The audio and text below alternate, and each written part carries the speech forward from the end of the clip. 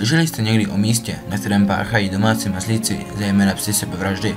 Ve Skotsku existuje most Overton, který se na první pohled tváří jako obyčejný most. Není ale tomu tak známo.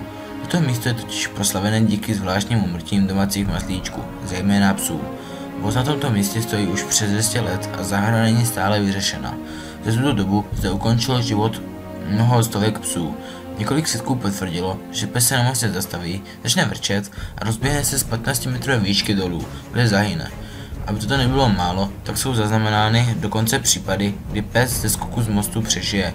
Později se však o sebevraždu pokusí znovu. Lidé se tohoto faktu začali všímat a záhadu se pokouší vyřešit. Podle některých se právě na tomto místě prolíná svět živých se světem mrtvých. Dále se zde šíří legendy o bílé paní z Overtonu. Přestože záhada není dosud objasněna, se jí nadále vydávají lidé se svými psy na toto smutné místo. I navzdory tomu, že zde stojí cedule s děsivým upozorněním.